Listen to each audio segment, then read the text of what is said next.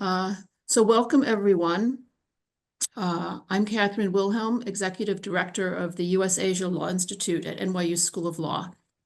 And today we are taking a look at the political power struggles that are currently ongoing in both South Korea and Taiwan. And we're looking at this through the lens of their respective constitutional courts. Both places are experiencing divided government. That is, different parties control the presidency and the legislature.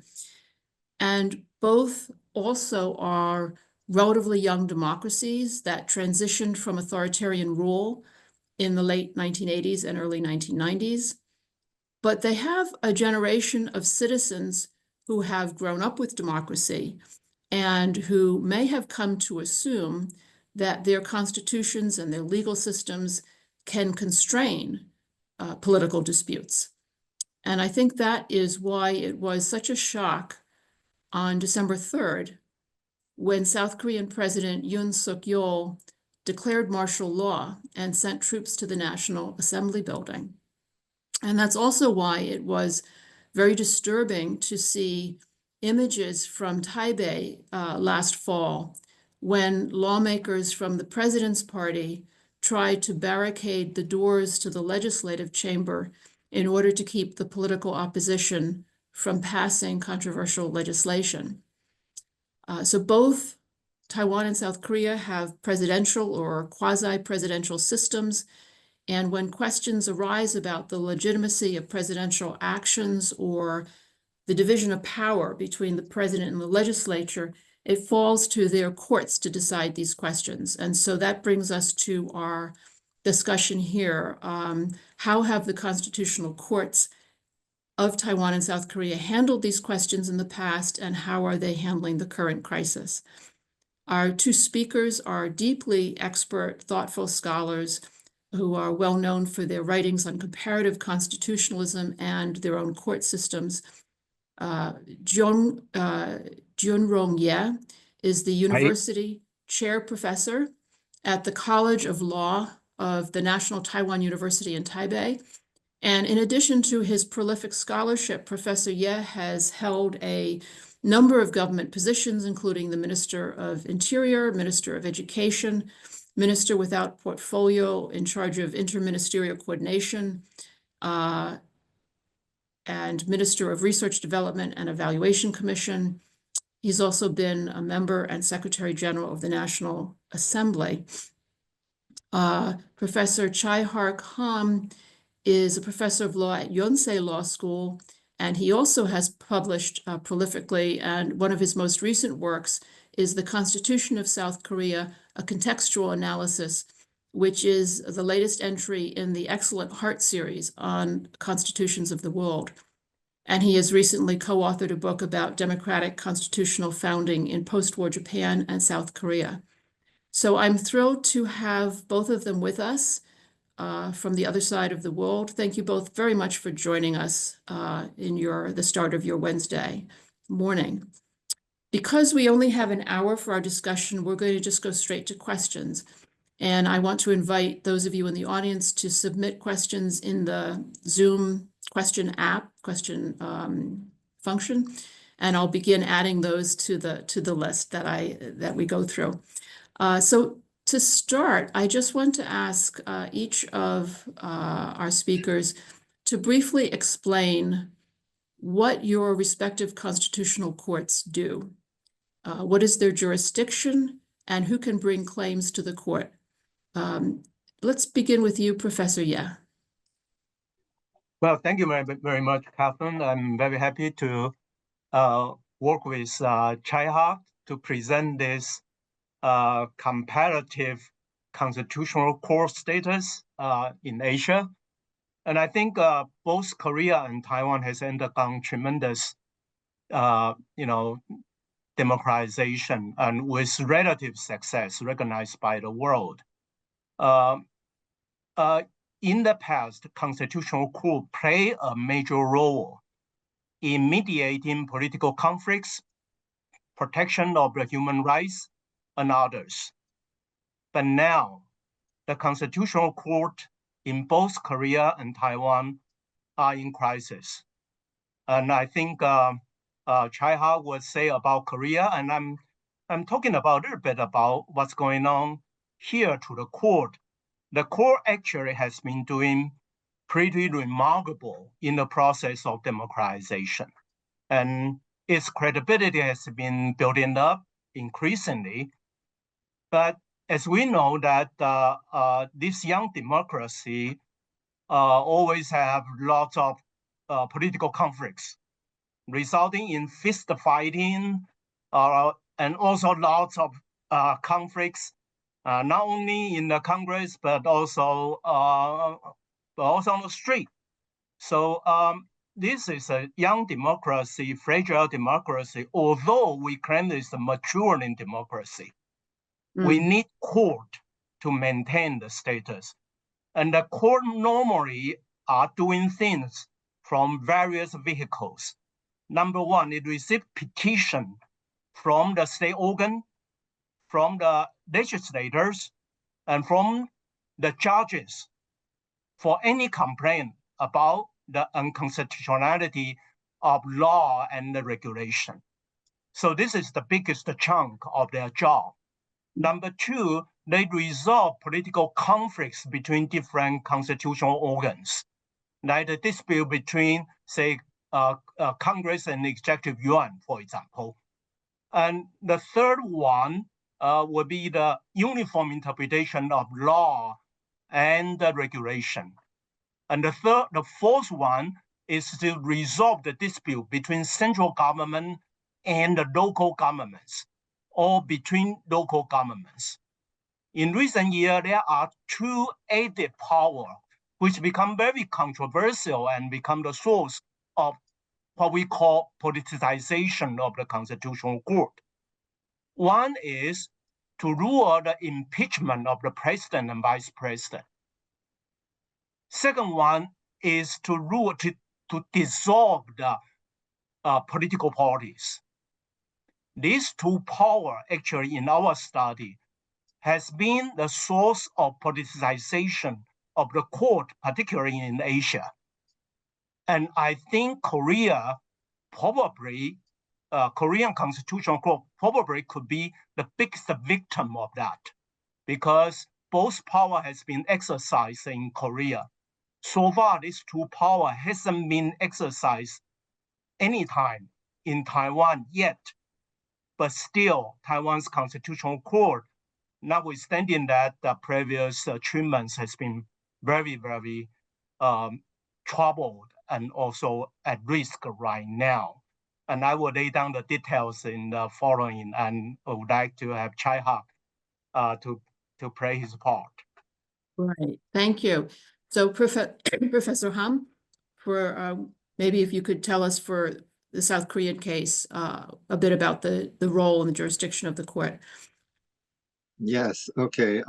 Yeah, first of all, thank you for having me, and good morning and good evening to everybody. The South Korean Constitutional Court is basically, in terms of the historical background, it's the product of the South Korean democratic transition. It was created in 1987, or it opened in 1988. So it was established under the new constitution that was adopted in 1987, which is still in force. And it, according to the constitution, it basically has 5 jurisdictions. The first is what Americans call judicial review, reviewing the constitutionality of statutes passed by the legislature. The second is the impeachment power, which Jiunn-rong just mentioned.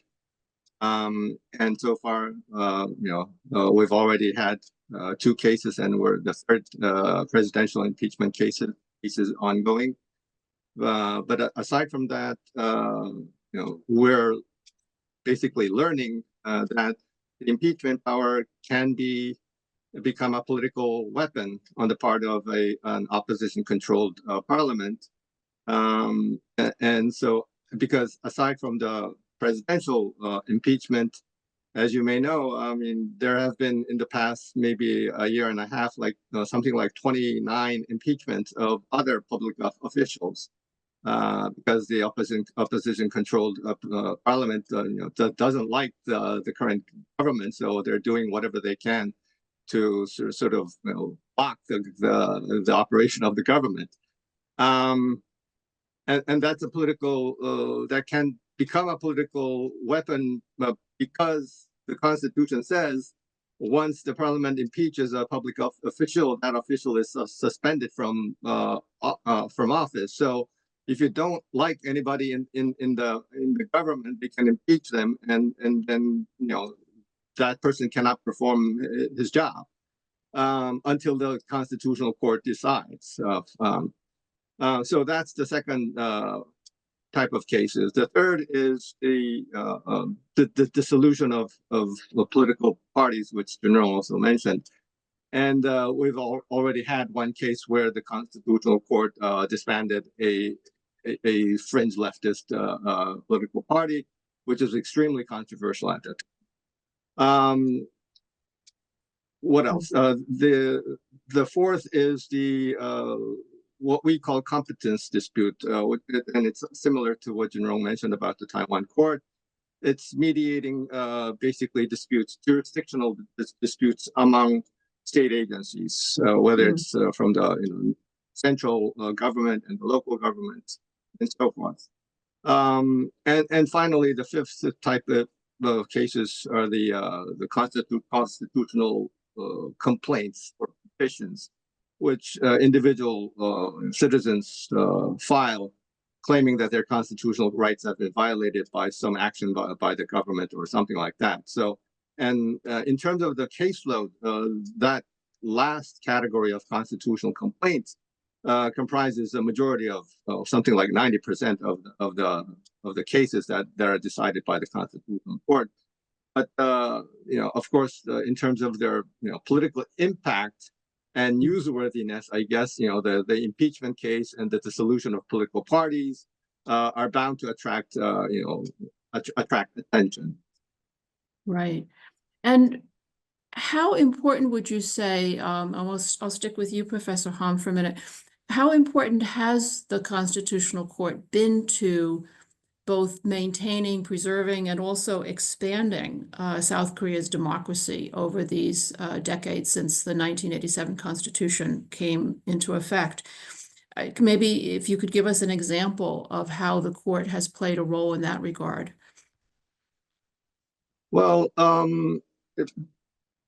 I guess the court has decided many cases, and in terms of expanding the scope of basic rights guaranteed by the Constitution, I think it has been very instrumental in making Korea a more liberal into a more liberal democracy.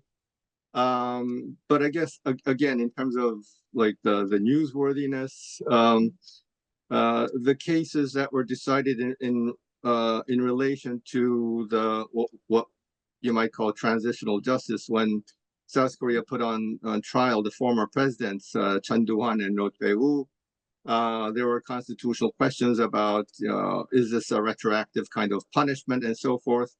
The Constitutional Court basically gave its okay that yes, there may be some technical legal issues in terms of retroactive activity, but it basically said that given the nature of the importance in terms of rectifying past injustices and setting our record straight, the public interest in achieving transitional justice is much greater than any harm that can be done to any particular individual. So so that's kind of set the stage or paved the way for the actual ordinary courts to go ahead, or the prosecutors to go ahead with the criminal charges, which eventually ended with their convictions. And so that, I think, was a very noteworthy kind of an example of how the Constitutional Court has assisted the process of democratization or democratic consolidation. Maybe another more recent case is the presidential impeachment against Park Geun-hye, which was, I think, widely seen as the court kind of, again, assisting the democracy, or giving or providing its or going along with at least the demands of a large segment of the population at that time. Now, I'll just mention that I've always been sort of critical in terms of the Constitutional Court because although it has been seen as a kind of an activist court, my sense is that it has always been a very politically astute or politically oriented court, and it has always been very careful to kind of follow what the temperature of the political temperature of the day, or where which direction the wind is blowing, and so forth. So and from a constitutional scholar's point of view, my complaint has been that its decisions have been rather sort of less than rigorous, shall I say. So in terms of because the court basically is not a democratic institution, it's not dedicated to promoting democracy. Its first job is promoting rule of law, if anything, and so that's the careful balance. But I think each time if it has sided with democracy and not so much with the rule of law, and so that is my concern. Is it? Would you say, just very briefly, would you say it's popular and well respected amongst the general population in South Korea?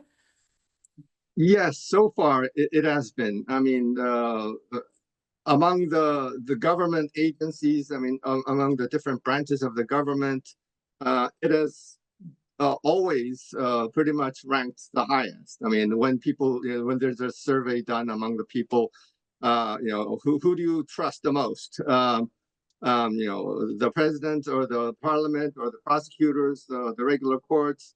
The Constitutional Court has always come up highest, but my concern is that given the current, the recent sort of crisis, that may change because of how it's becoming apparent that the court is really a political actor, and political in the bad sense of the word, in the partisan sense of the word, and that because the justices are being seen, it's now becoming apparent that the justices are ruling or taking sides according to their partisan ideology, kind of almost blatantly, and so. I fear that that kind of respect, that high esteem that the court has been enjoying, might not last for long. Okay, so we'll switch now back to Professor Ye briefly. If you could similarly tell us a little bit about one or two cases where the Constitutional Court in Taiwan has played an important role in maintaining democracy, deepening democracy. Yes, as I just mentioned, there are two fronts of thought. One is the promoting democracy. The other one is protection of human rights, so-called right protection. I would like to point out, pretty much in line with what Chaihark just said, although we are focusing on lots of political cases that the court has been doing in the past, but the reality is those are just the tip of the iceberg if we consider the whole chunk of the work that the court has been doing. Actually, the court has been doing lots of routine job, petition from the citizen about their rights, about their cases. So they spend lots of effort in dealing with lots of issues like that. And those are, of course, very critical to a democracy based on rule of law and rights protection. So the court has been pretty good in protecting citizens' rights in terms of property, due process, and even, for example, the right to marriage, for example. So the court just issued interpretation number 748, legalizing same-sex marriage, for example, marking the first Asian country to legalize same-sex marriage. So that is one. The court try to do things that may embrace the constitutional rights protected by the Constitution. The other one, which in terms of quantity, may not be that many, but very, very critical. For example, the court, in the very beginning, made an interpretation allowing the citizen to vote for their congressional representatives, which otherwise were pretty much controlled by the tenure representative elected in China long ago. So in the very beginning of the democratization, the court actually made a very, very important contribution by breaking the deadlock, saying that it's time that we need to make a change. Although it's out of political inconvenience, but Taiwan people just need to have a right to vote for their representatives, notwithstanding this kind of regime change and that kind of political inconvenience. So they marked the beginning of the political participation, particularly the forming of public sovereignty and the forming of the Congress that we are talking about.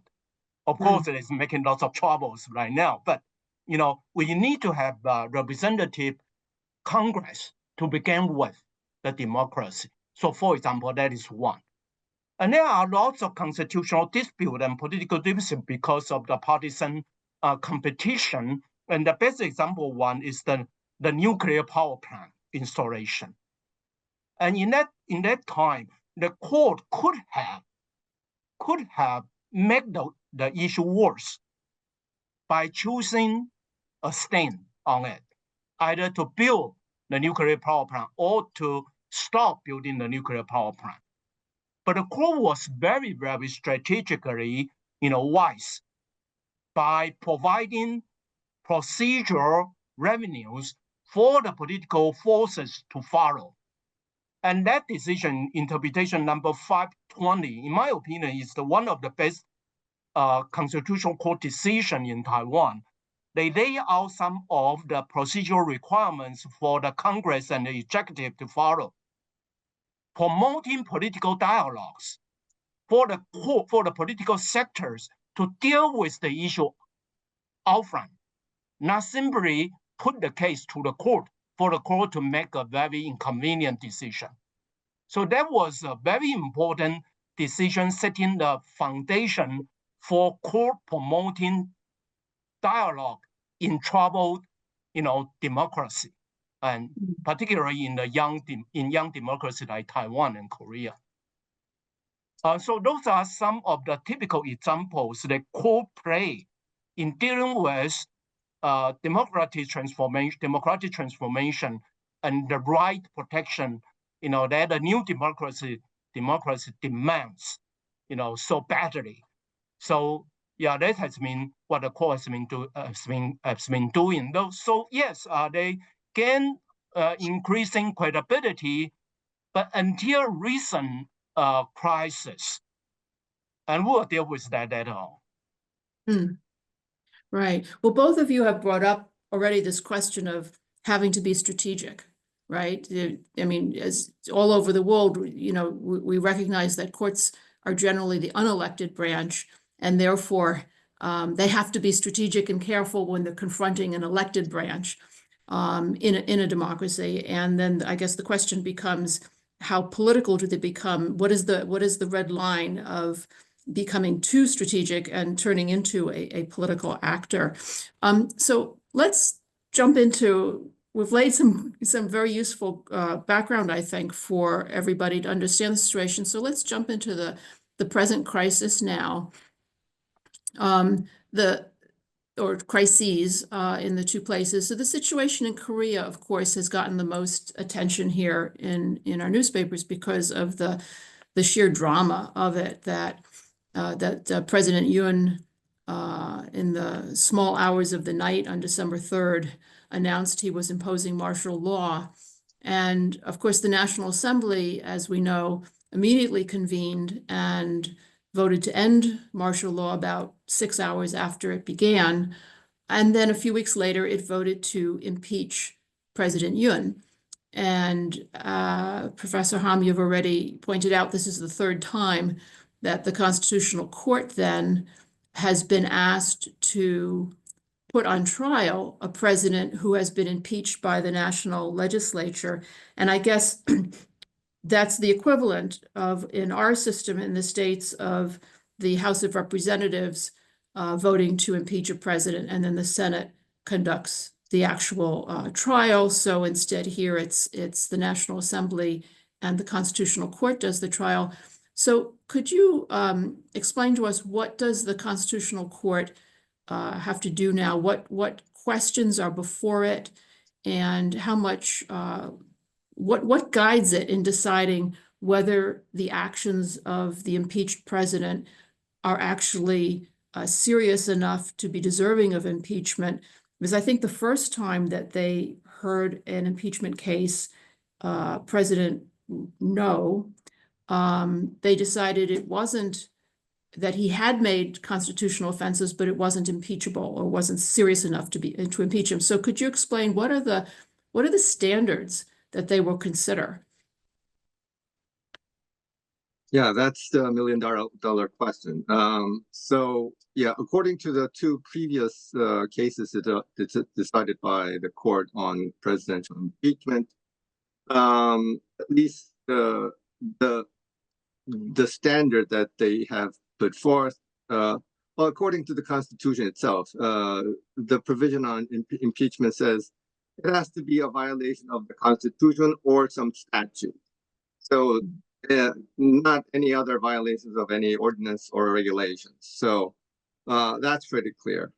It also has to be a violation committed in the performance of official duties. So any sort of personal wrongdoing is not an impeachable offense. But then, as you just mentioned, in the first impeachment case, the court then said that it's not just any violation of the Constitution or statutes that is impeachable. It has to be serious enough. And that's something that the court basically created. It's not in the Constitution. It's not in the statute. And if you think about it, it's sensible. I mean, you don't want, even if a traffic violation may be a violation of a statute, but you don't want to kick out a president, a democratically elected president, on those kind of sort of, let's say, trivial reasons. So they came up with this gravity requirement, the seriousness requirement.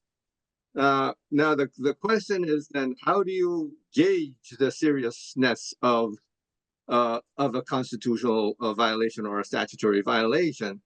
And they've tried to set some standard by saying that, well, it has to be a violation that undermines the so-called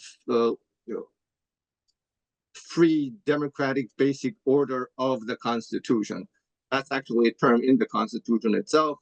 And many people agree that that is the highest kind of the principle of the Constitution in terms of, and they've interpreted that phrase to mean that it's a combination of democracy and the rule of law. So if the offense violated some elements of democracy, such as parliamentarianism or some kind of election violations, or if it's a violation of the rule of law, sort of violating the rights of minority and so forth. And then, that's a serious violation that deserves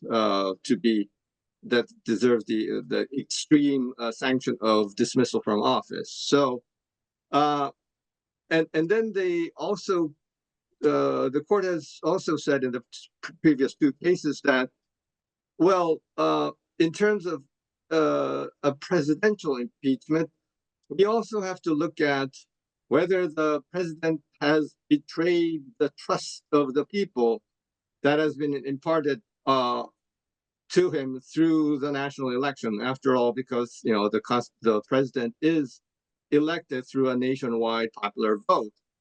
And the court said we have to take that seriously in order to dismiss a democratically elected president from office. We have to kind of weigh the cost and benefits, so to speak.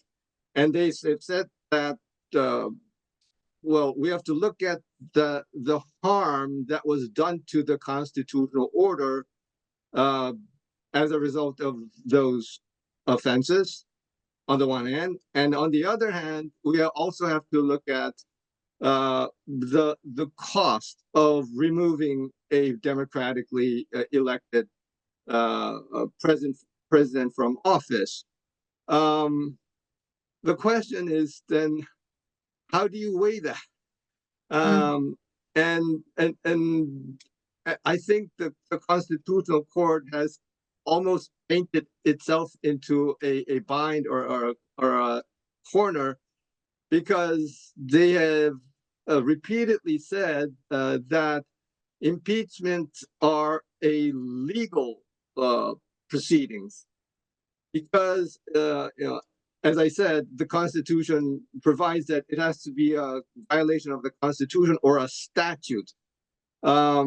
It cannot be a political proceeding. The Constitutional Court has actually emphasized that their decision is not motivated or is not driven by any kind of political consideration. It's a strictly legal decision. But then at the end, they have said that we have to weigh these costs and benefits of, which is the greater harm, the harm done to the constitutional order as a result of these offenses, or the harm that will be done if we remove a democratically elected president from office. The question is that a legal, a judicial kind of a question that can be, answered by a legal court? I mean, I think that's the, basis of their sort of dilemma. And that's the basis of any kind of criticism that will be made towards the Constitutional Court, whichever way it finds. Because so that's why you said that they've become political actors.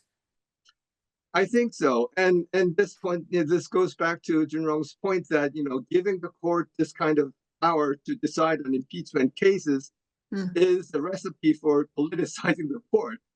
And so, yeah, I mean, unfortunately, it's provided by the Constitution that the court is the one to decide on impeachment cases. And it makes us wonder, was that a wise decision in terms of constitutional design to give this court a judicial court, a judicial actor, this job of deciding on what is essentially a political question? Right. So are there any lessons that can be drawn from their previous two encounters with the same question? So, for example, the way they handled the first impeachment case, they said, no, the offenses of President Roe are not serious enough to impeach him.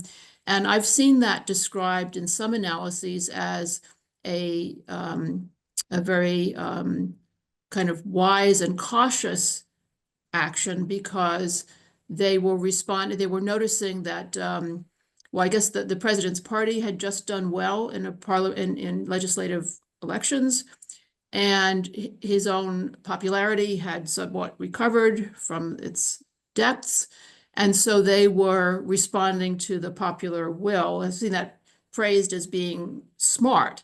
I think, however, it's the political scientists perhaps who were doing, when I reflect on who was writing that favorable analysis, it was the political scientists rather than the lawyers. So is there a lesson that could be applied in this case, or similarly in the case of President Park, when her impeachment was upheld? Is there anything that we can turn to from those cases to try to assess what would be the best move now?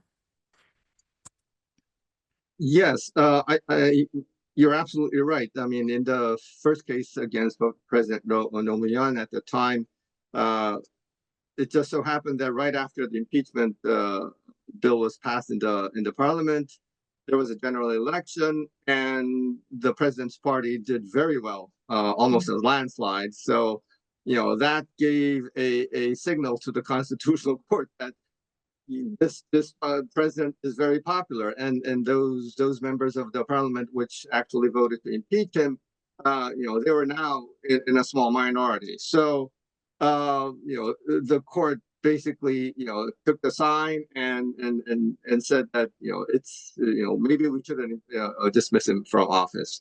So that's why he was reinstated. In the case of Park Geun-hye, yes, unfortunately, she, the group of her supporters were a small minority, or at least in terms of their the vocalness of the support was very small.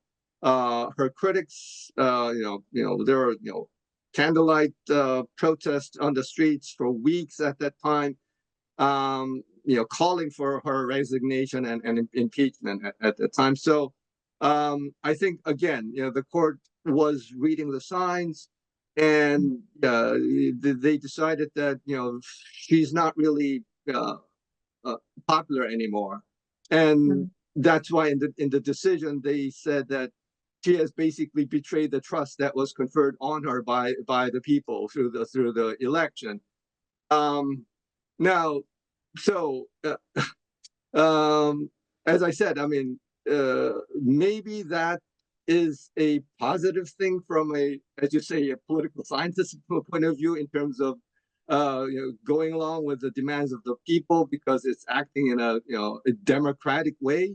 But as I have mentioned earlier, is that the job of the Constitutional Court? Because the Constitutional Court itself has said that its decision is not influenced by any political consideration, and it has to be a legal decision. It's emphasized time and again that it's a legal institution. Now, given that it's this time around, for some reason, the supporters, the President Yoon Suk Yeol has become much popular after he declared the martial law. Of course, initially, his support ratings was plummeted, but over the past several weeks, I guess, given what the opposition was doing, I think a lot of support has coalesced around President Yoon. So we'll have to see, what the court is reading from that, or what they're taking away from this kind of a situation. I mean, in terms of, I think it's pretty clear that the requirements for declaring a martial law was not really met, because there has to be something close to a wartime situation, or a really crucial national emergency. Having said that, it has to then weigh whether this is a serious enough violation to deserve the dismissal. And at that stage, I think the court is bound to, be political and to make a political decision. So in Taiwan, the situation, I think, is probably less well known here for American audiences, Professor Ye. But if I can briefly summarize what I think it is, and then you can correct me and respond with your analysis. So the party of the president, which is the Democratic Progressive Party, or the DPP, has asked the Constitutional Court of Taiwan to overturn an amendment to the law that governs the court itself. That's the Constitutional Court Procedure Act. And the amendment that they are challenging took effect a little more than a week ago. It changes the quorum and the voting rules of the court. But now that law has taken effect, and in order for the court to actually hear the challenge and to sit and rule on it, it would have to violate the law, because it doesn't, the full Constitutional Court is a bench of 15 justices. 7 of them, their terms ended in October. There's only 8 left. The president nominated replacements, but the legislature, in the hands of the opposition, rejected them all. So we have a court of 8 justices, and the new law says they need a quorum of 10, and they need to have 9 votes to rule an action unconstitutional. So this is probably a case of first impression. But tell me if there's a useful precedent that they can lean on here. Yeah, you're right about the basic prescription about what's going on here. But I would like to sort of start from Chaihark's point and link to Taiwan's comparison. You see, what Chaihark has been saying is very serious happening. That is, the president suddenly declare martial law, and which shocked the whole nation and even shocked Taiwan. People like me and my colleagues actually were shocked. How could someone do this in such a manner? And even lots of people in Taiwan, including political parties, they come out and say, wow, this is a lesson. We shouldn't let it happen. Similar thing happen in Taiwan. Because of what? Taiwan had suffered the longest martial law in history. So the use of the emergency power by the president need to be extremely careful when it extremely needed, particularly in the situation, geopolitical conflicts like this. So that's the lesson to Taiwan also.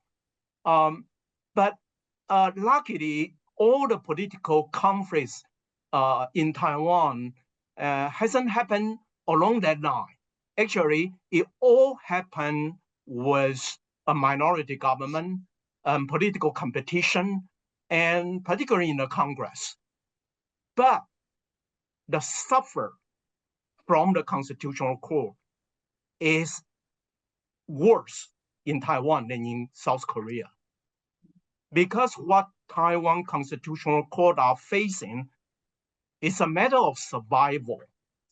It's not a matter of coming up with the right decision or good decision that could have legitimation and also good reasoning.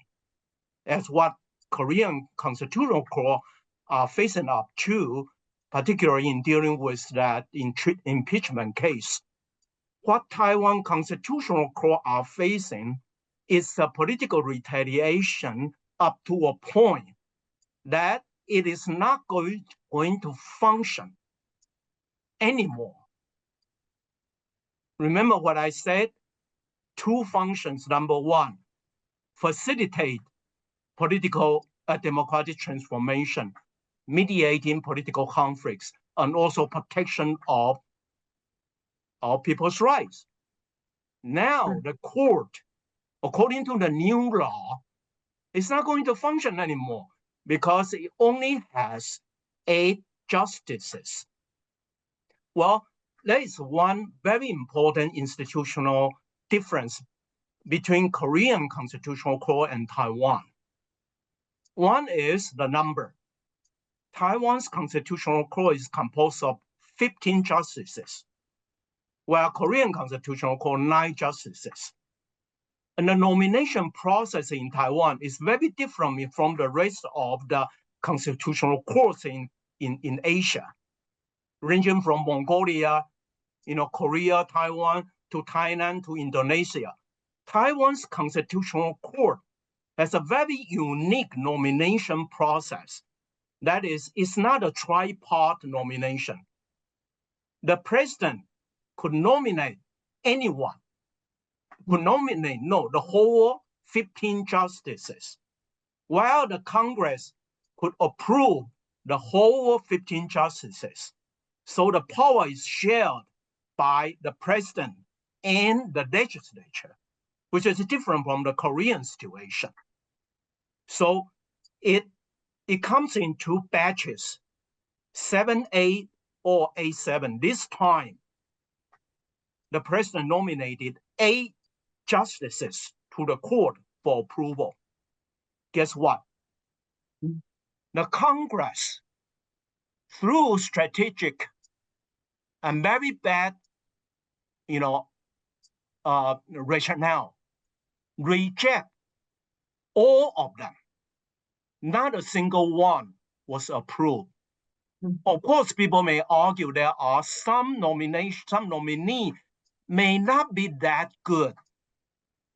This is arguably an issue, but they could simply reject 1 or 2.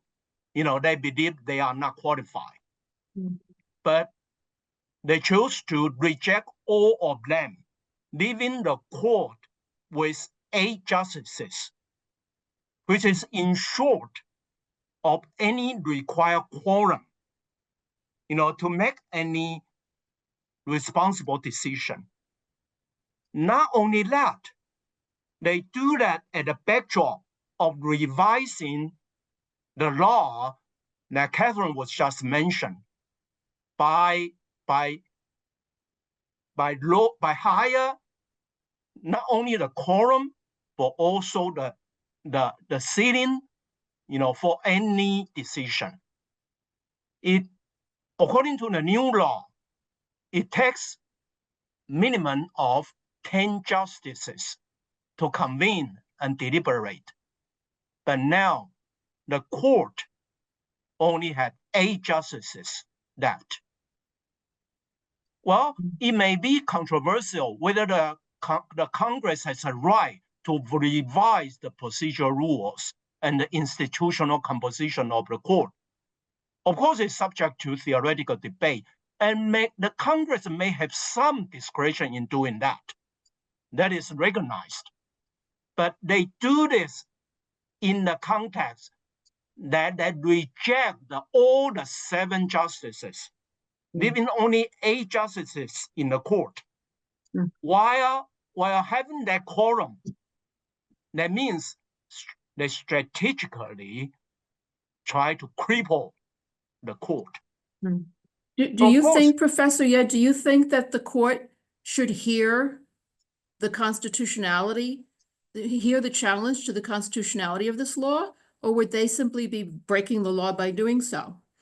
It's a very serious issue theoretically. If I'm talking from constitutional theory, I would say it's controversial. Controversial among the constitutional scholars. You may reason to say the court should do that, should still hear the case. But there are still, lots of argument against that, even from, liberal constitutional law professors. So it is actually a very serious question. And I have the view that given the current situation because of political retaliation, even though there are still some possible theoretical background and legitimacy for the court to do that, it is extremely, difficult, and there are insurmountable obstacles for the weak court to come to a uniform, in the court and say something to take a dramatic move like this. Of course, lots of people would hope that the court could rescue themselves from destruction by doing this. But for a country based on constitutionalism and rule of law, there are undeniable theoretical and constitutional obstacles for that. So it is a serious fight, not only politically, but also theoretically in Taiwan. And that's why I think the issue may not be easily addressed by the court initiative. Maybe there should be something else, some solutions from out of the court, including a civil constitutionalism that I have been advocating. That is, citizens need to let the politician know there are limitations that we simply cannot tolerate. Particularly, the Congress right now is not a clear majority by the opposition party. The KMT only have 52 seats, while the ruling DPP have 51. With the third party have the PR seats, 8 seats. So there are political sort of alignment and going on, rather ambiguously, presented to the general public about what the Congress, has been doing, including this approval decision to the Constitutional Court and various troublesome and controversial legislations that have done over the last, 2 months. So this is quite a difficult situation. One way to do that is from the court initiative. The other way to do that is seeing that from a broader constitutional framework. And that is actually what Taiwan are confronting on this issue. It sounds like you're suggesting, Professor Ye, that that the solution needs to come from somewhere else in the system, that the court is in an impossible situation, and therefore there needs to be action either by the political branches, the elected branches, or the public itself somehow. Is there any other mechanism that exists under Taiwan's constitution that would offer another approach to the problem?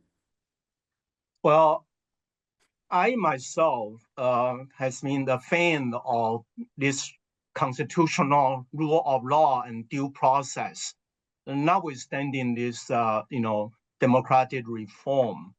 I particularly hope that the court could continue to exercise its function, and continue to strengthen itself. But in a situation like this, I think it's very, very difficult for the court to do that. So we people need to be prepared to do something to rescue the court.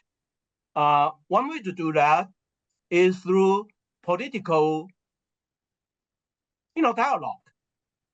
I mean, political parties simply need to show their good faith in dealing with the issue. Right now, I have seen a showdown between two political giant parties and added by one third party, in between. And I think this dialogue is rather unfortunate. In order to remove this, it would take lots of sort of constitutional loyalty to that.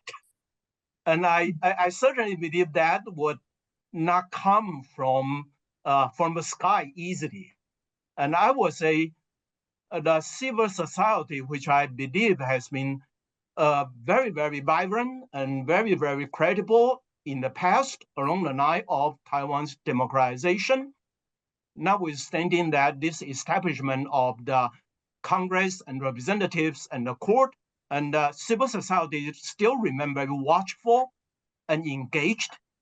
And I think it's time that citizens need to come up with a clear view about this. And that requires lots of dialogue, require lots of discussion, require lots of debates.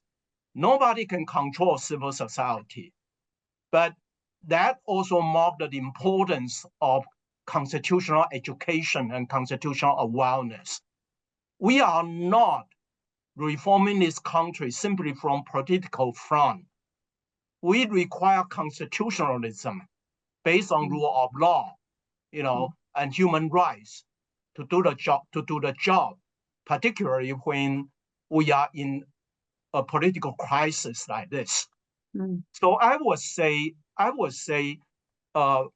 promoting more constructive political dialogue is important, but need to be aided by engaged and watchful, civil society.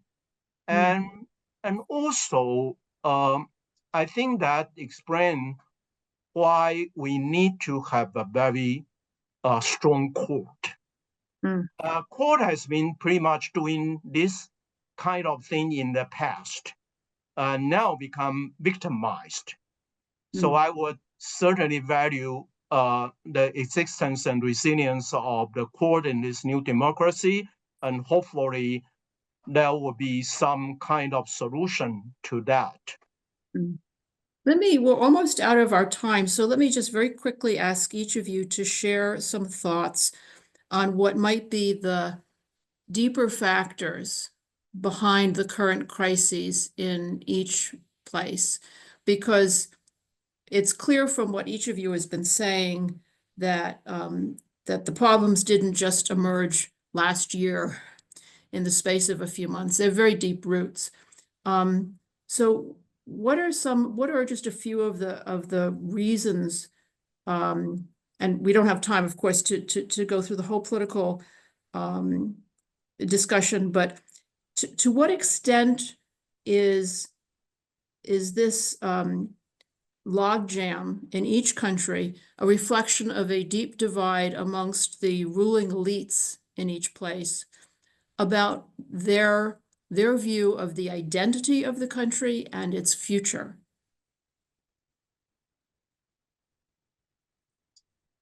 Professor Ye, if you speak first, as again briefly, and then we'll end with Professor Hahm. Actually, what happened in Korea and in Taiwan are not isolated. Not isolated in Asia, not isolated in the world. Actually, we have seen a global phenomena, not only democratic backlash, but also the political interference into the operation and the function of the court in general, and also constitutional court in particular.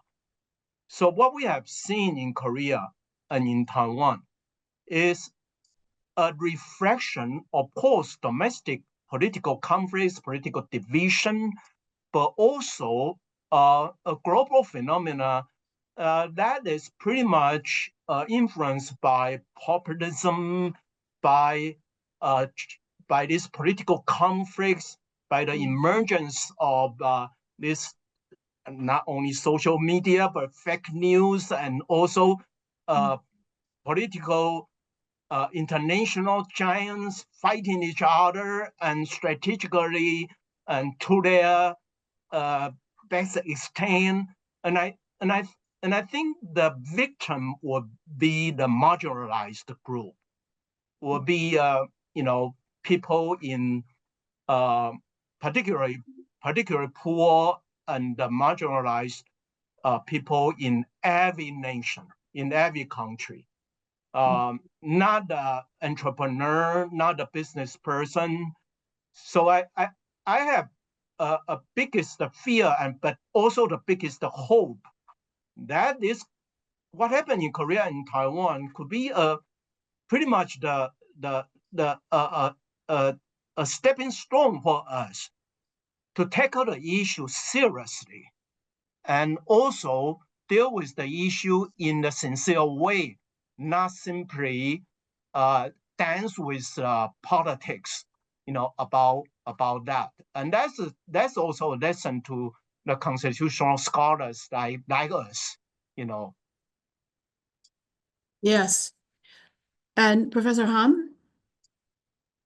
Yes, in terms of the deeper roots, I think you're absolutely right. I mean, there are deeper roots. I mean, it's a division within the political elite, as you said, about where the country should be going. The fact is that ever since democratization took place in Korea, the so-called members of the democracy movement thought that now that they have a free hand to do whatever they want, right? But unfortunately, those so-called members of the democracy movement were former student activists during the 80s, who are violently protesting against the authoritarian regime at the time.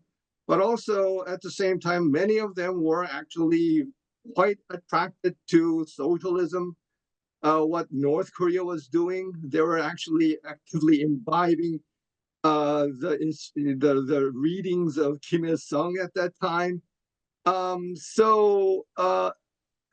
Unfortunately, after democratization, the former political elite had been discredited as authoritarian, but the new political leaders, they had no training about liberal democracy. They were actually fascinated with socialism and proletariat dictatorship. And so what we have is this ongoing division. The conservatives are seen as this outdated relics of the Cold War, and the so-called progressives are seen as or criticized as pro-North Korea, pro-Beijing people who are not really concerned about liberal democracy. So it's in that kind of a situation that we're seeing this lack of dialogue, this a tragic kind of a situation where there is no way out of it, and so until now the Constitutional Court has in some occasions tried to manage that, but once this kind of political spotlight is on the Constitutional Court, then there's it's a recipe for the politicization of the court itself. And my fear is that whichever the court decides, the people's trust will no longer be there towards the court. Well, this has been fascinating, and of course we've only scratched the surface, but I think you have contributed to helping a lot of people get a much deeper and better understanding of what we're seeing in the headlines, and so that is quite positive.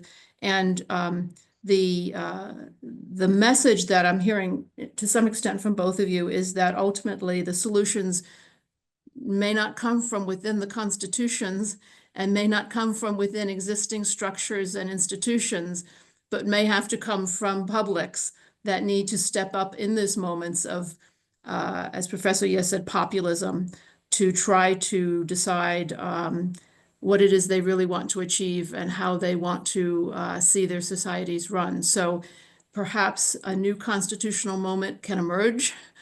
That would be a positive development. In any case, thank you both so much for spending part of your early morning with us. It's been so enlightening, and we will perhaps check in again in a year and see what we can learn from what has happened.